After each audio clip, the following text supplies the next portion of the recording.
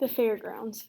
The next day was just as great as the first day. We went horseback riding in the morning, and in the afternoon we rappelled up some ginormous trees with the help of the nature guides.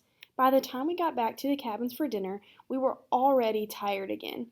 After dinner, they told us we had an hour to rest, and then we were going to take a 15-minute bus ride to the fairgrounds for an outdoor movie night.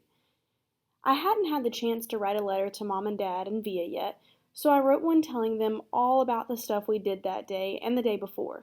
I pictured myself reading it to them out loud when I got back, since there was just no way the letter would get home before I did.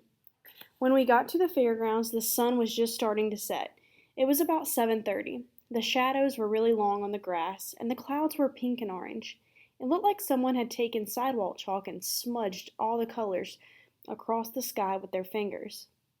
It's not that I haven't seen sunsets before in the city, because I have, silvers of sunsets between buildings, but I wasn't used to seeing so much sky in every direction. Out here in the fairgrounds, I could understand why ancient people used to think the world was flat and the sky was a dome that closed in on top of it.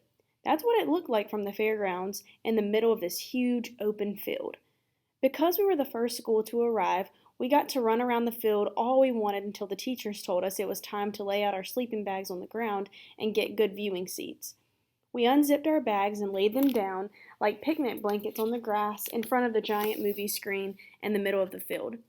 Then we got to the row of food trucks parked at the edge of the field to load up on snacks and sodas and stuff like that.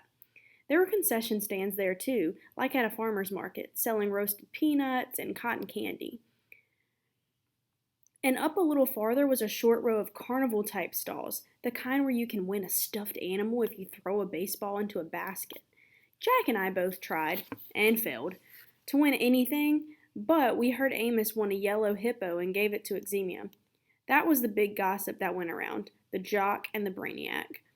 From the food trucks, you could see all the corn stalks in the back of the movie screen. They covered about a third of the entire field. The rest of the field was completely surrounded by woods.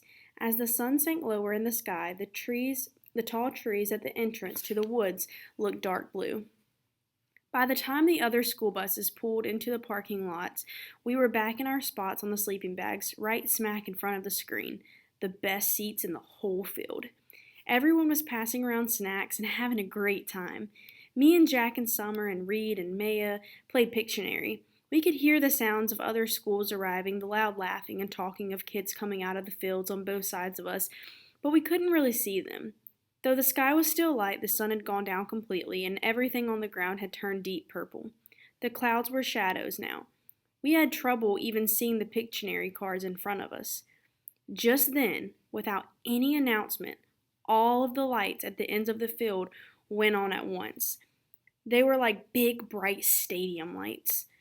I thought of that scene in Close Encounters when the alien ship lands and they're playing that music. Da-da-da-doo, da-dun. Everyone in the field started applauding and cheering like something great had just happened.